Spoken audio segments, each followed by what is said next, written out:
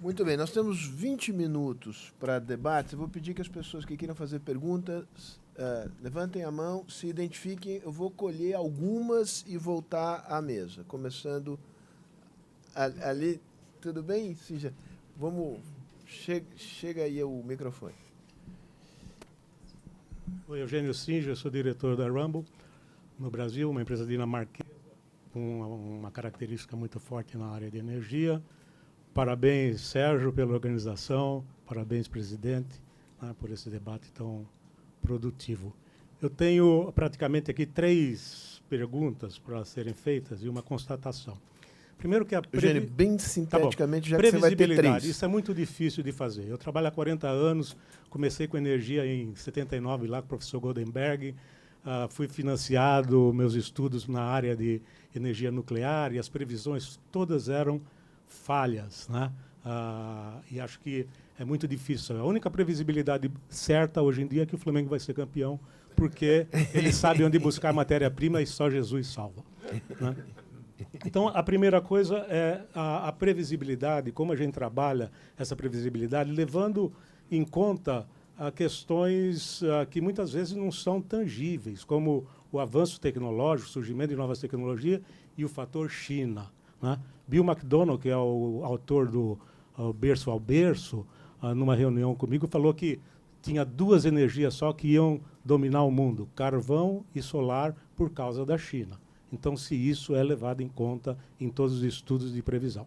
Segundo ponto, que o presidente mencionou aqui, um fator muito importante no Brasil, e que leva a questões de violência e outros transtornos globais, a questão da desigualdade, né? Existe hoje um Objetivo de Desenvolvimento Sustentável, número 7, de energia limpa e acessível, e eu não vi nenhum das pessoas, expositores aqui, tocar esse assunto. Gostaria que fosse abordado como esse tema está sendo tratado no Brasil. E a outra questão, pela Rumble ser líder de energia mundial, eólica, de biomassa, entre outras questões, fomos consultados por uma grande multinacional para fazer um estudo na América Latina sobre biomassa, como também fomos consultados por um grande player aqui no Brasil que quer transformar a matriz energética brasileira de gás para biomassa, né, mudando toda a cadeia de valor com aspectos de caldeiras supercríticas, entre outras questões, por uma demanda do Japão, né, que precisa mudar a sua matriz energética urgentemente depois do desastre de Fukushima. E se esses números, que mostram, na verdade, um decréscimo da biomassa até 2029, leva em consideração isso, que a gente tem um potencial enorme de transformar a biomassa como uma das grandes fontes de suprimento de energia no Brasil. Muito bem. Mais alguém? Como o Eugênio fez 3, tem espaço para mais uma pessoa querer fazer pergunta. Luiz Henrique.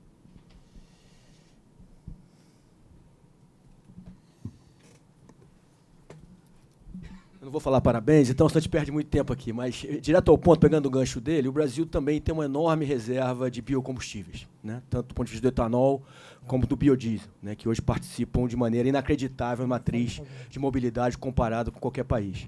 Eu também ouvi falar pouco aqui e queria desafiar o nosso painel, se nós não estamos perdendo uma grande oportunidade do Brasil ter liderança nessa área, já que não vai ter uma solução única para o mundo.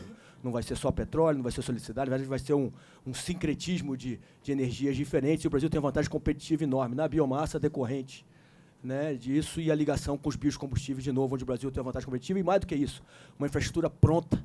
E quando eu ouço, às vezes, algumas alocações de capital, pensando em carro elétrico num país que é pobre em infraestrutura, não sei se é a melhor alocação de capital que a gente tem ao curso dos próximos 30 anos. Depois de 50 anos, ninguém sabe, mas o país hoje tem uma capacidade de transformar, inclusive, em hidrogênio, a partir do etanol, que é outra oportunidade pouco discutida aqui, e com energia barata, e biomassa, e etanol, certamente o Brasil pode ser líder na transformação do hidrogênio, que, no fato, é o combustível mais limpo de todos que foram apresentados aqui. Então, eu queria desafiar o painel um pouco sobre essas considerações. Então, vamos lá, voltamos ao painel. Não é necessário que cada um responda a todas as perguntas feitas. Seletivamente aqui, começando pelo Du. Em duas do Eugênio, tem uma resposta, pelo menos, uma tentativa de resposta, que eu cortei aqui na minha apresentação, por questão de tempo. Dentro daquele relatório que eu citei, da Bloomberg, Uma das conclusões sobre a questão da redução dos custos de eólica e de solar é 2/3 da população. Você falou na questão da desigualdade. 2/3 da população mundial hoje, 2/3 da população mundial estão vivendo onde a energia solar e a energia eólica são as alternativas mais baratas em termos de expansão de produção. Quer dizer, é um dado muito, muito impactante. Ou seja, e aí é uma questão vinculada, que se falou aqui, de regulação, de políticas públicas, de questão de mercado, evidentemente, mas nessa questão da desigualdade, sem dúvida nenhuma, dentro da estrutura de custos que você tem hoje, você tem aí, grosseiramente falando, você tem aí quase 5 bilhões de pessoas, e boa parte delas vivendo em zonas desprovidas de boa infraestrutura, 2/3 dessa população. Então, isso responde a uma das suas questões, que responde o que eu estou dizendo como uma indicação, não como uma realidade que está acontecendo, mas como uma possibilidade real. E outra coisa, Luiz Henrique, aqui, para não parecer que é brincadeira, porque você tinha escrito antes aqui uma coisa que eu esqueci de falar, que o Brasil tem uma outra possibilidade espetacular que só tem no Brasil, que é renovável, elétrico, eu falei, mas elétrico híbrido com etanol. Quer dizer, que aliás já tem esse carro, me parece, a Toyota já fez, né? Que é um caso único no mundo, que a gente vai ter um carro híbrido, que normalmente é combustível fóssil e eletricidade, nós vamos ter biomassa e eletricidade, que é espetacular. Quer dizer, e casa bastante com o que você estava falando aí, só em termos de dois. Claro. Era isso. Pela ordem, eu queria dizer que concordo com o Flamengo, embora não seja flamenguista. E eu também Só para dizer esqueci que de falar isso. estou respondendo uma das suas sendo perguntas. Flamenguista. Hã? Você também concorda? Sendo flamenguista. Eu ainda perfeito. acredito Não, no Avaí. Mas eu queria só aí eu dar um pitaco só no que o Luiz falou. Nós estudamos muito esse negócio do carro elétrico, tanto lá na CPFL quanto também em Itaipu. Eu não sei o quanto vocês conhecem, quer dizer, nós estudamos isso na CESP, inclusive, os carros elétricos da Gurgel, etc. Qual que é o desafio desses carros aqui? Não é a eficiência do motor elétrico. Não existe nada mais eficiente para mover coisa que o motor elétrico com 95 de eficiência. O carro a combustão vai chegar em 35, 40, tem que botar câmbio. Gente, sim, eu entendo que o tema é o tema da escala, né? Esse negócio fez o carro elétrico. A indústria automobilística não quer o carro elétrico porque ela tem um vínculo naturalmente com a indústria do petróleo, né? Mas o celular é que fez a bateria de íon lítio, que foram as 4.000 colocadas nesse carro da Tesla. Começou com isso. E não vai parar mais. Assim, eu não tenho... Assim, a complexidade, a vantagem do carro elétrico, não sei se as pessoas têm essa clareza, não? O motor de um carro elétrico é desse tamanho. Ele não tem radiador, ele não tem sistema de óleo, ele não tem câmbio, ele não tem nada disso aqui, não precisa e nem nunca vai ter. Não tem transmissão. Não tem nada. Não tem Nada. transmissão, Nada. É de uma simplicidade. Não, dura o resto da vida. E tem uma característica que é mais importante: ele não polui, não faz barulho. Ele tem... E no que a gente estuda, veja, a gente fala, a tarifa de energia elétrica é cara. E é mesmo. E a tarifa de energia elétrica de casa é mais cara porque tem metade de imposto. E você roda 1 quilômetro rodado com o diabo desse carro elétrico com 70% a menos de custo do que o etanol, gente. Ou gasolina. Disso daqui ele só melhora, ele não vai piorar. Ele ainda não tem escala. O problema do carro elétrico hoje é o custo da bateria, que é metade do carro. Mas não vai ser, por causa desse negócio aqui, que muda todo dia. Você não fica com um desses aqui 1 ano. É uma nova bateria. Essas podem ser reutilizadas. Então, eu assim, opinião pessoal, eu reconheço que a gente tem isso. É um superativo, mas eu não acredito em nenhuma hipótese que a gente vá passar por esse caminho. Acho que a gente vai direto. E não é porque a gente queira, é porque o consumidor vai querer. É só por isso. A decisão vai ser dele. Ele não vai. Dificilmente vai para uma opção que não é tão mais vantajosa para ele. Não, pois é. É um tema importante. Eu concordo. Eu espero que vocês não terminem como o Augusto e o Glenn, né?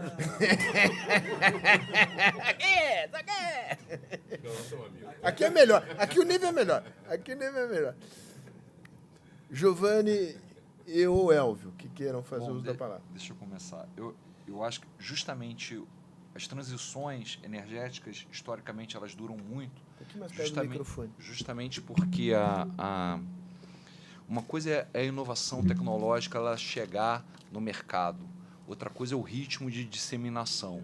E parte do problema da disseminação é justamente a pobreza energética. E aí remete à questão do ODS 7, né, do Objetivo de Desenvolvimento Sustentável 7, de universalizar o acesso à energia limpa e barata para as populações. Então, o nível de pobreza energética no mundo e no Brasil é muito alto.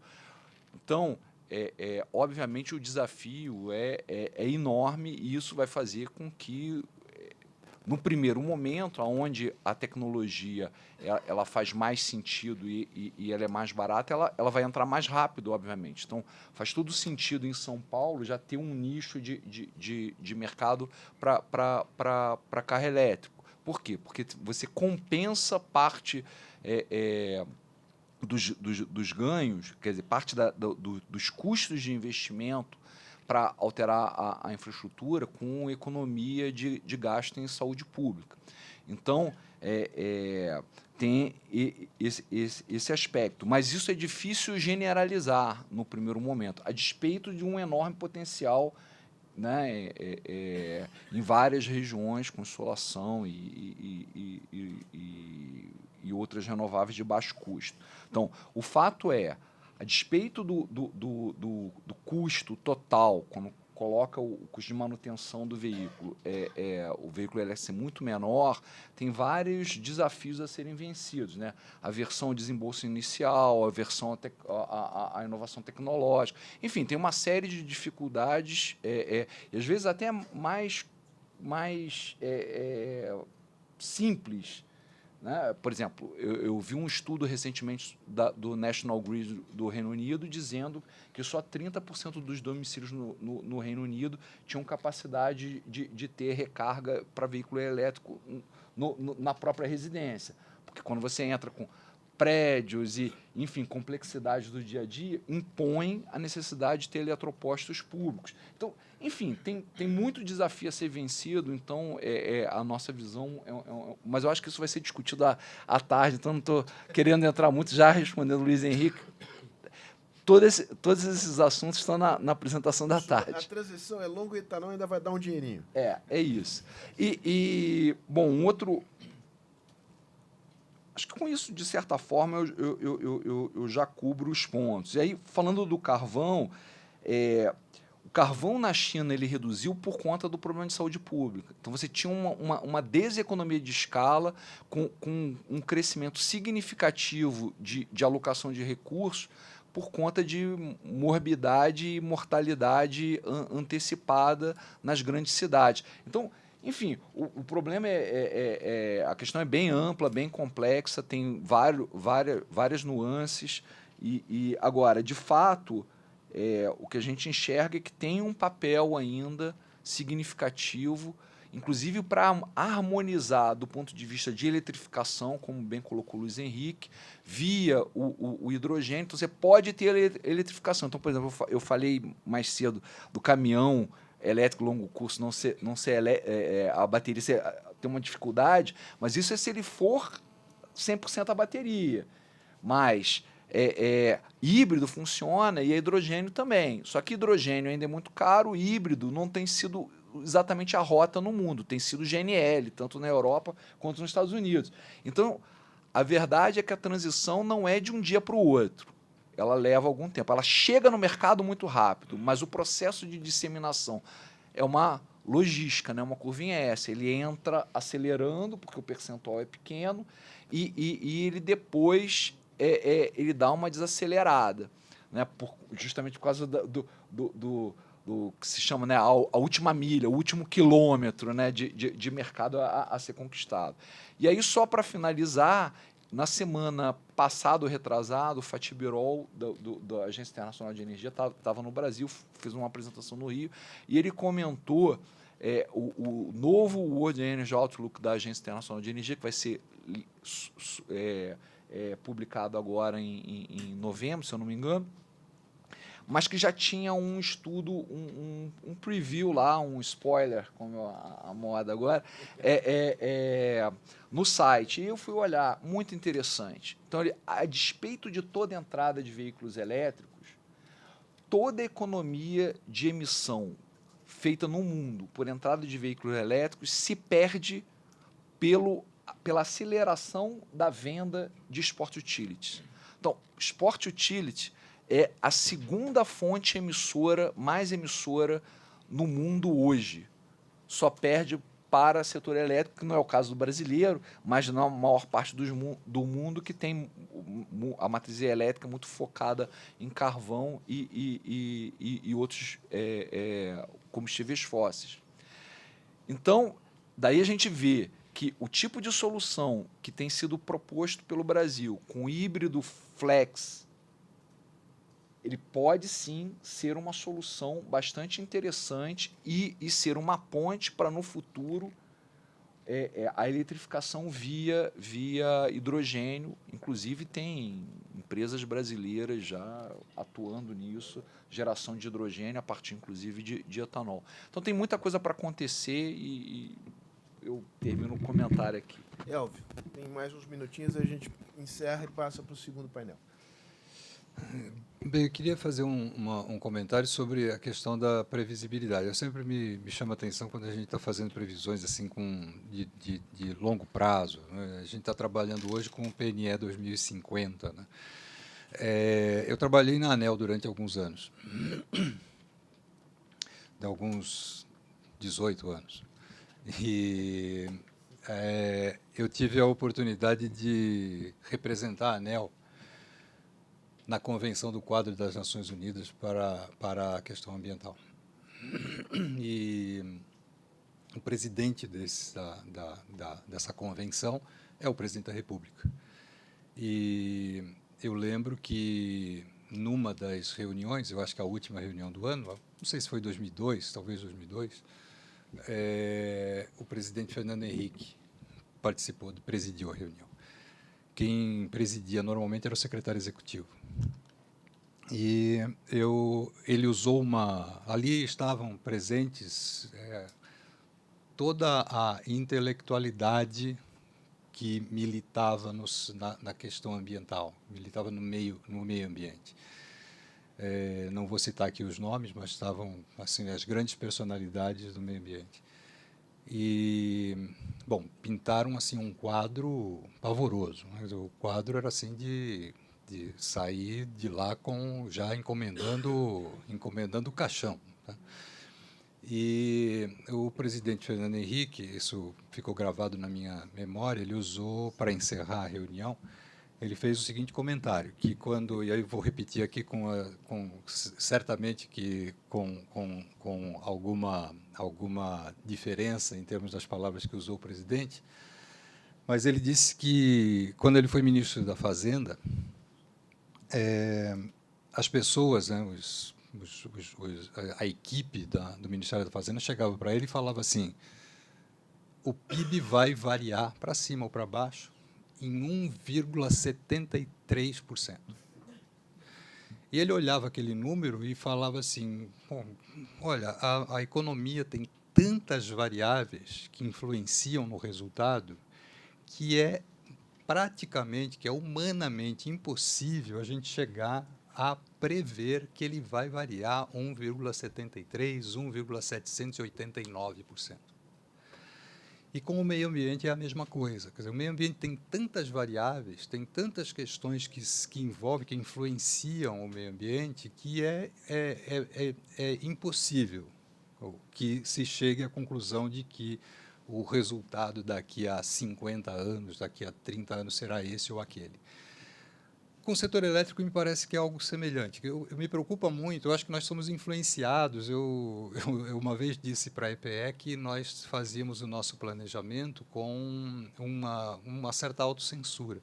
Quer dizer, os nossos modelos, eles trazem aquilo que nós, de certa forma, queremos que seja. E aí nós trazemos para dentro do planejamento aquilo que aonde nós gostaríamos, de fato, de chegar.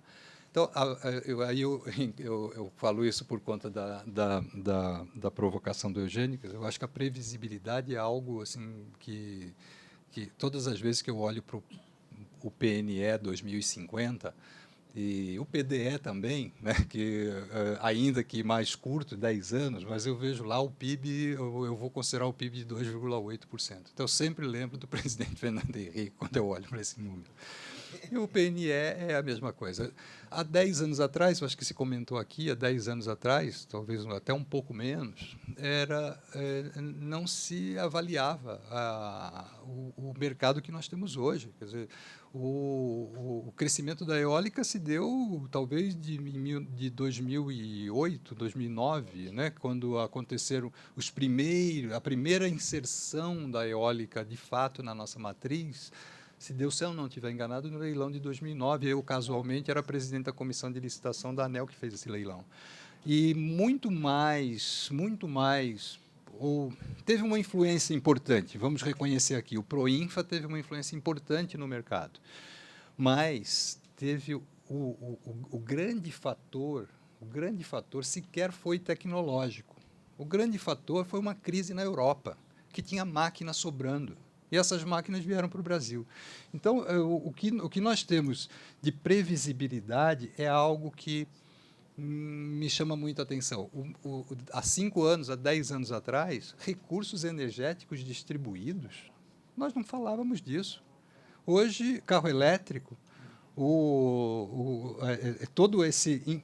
a geração distribuída, que quando eu saí da ANEEL, aliás, eu saí da ANEEL há pouquíssimo tempo. Em março desse ano, eu saí da ANEEL, nós tínhamos aproximadamente 9 mil unidades consumidoras com geração distribuída. Hoje, nós temos o quê? Mais de 100 mil? Quanto? 127 mil. Quer dizer, em menos de 10 meses, nós multiplicamos por 10, por 12.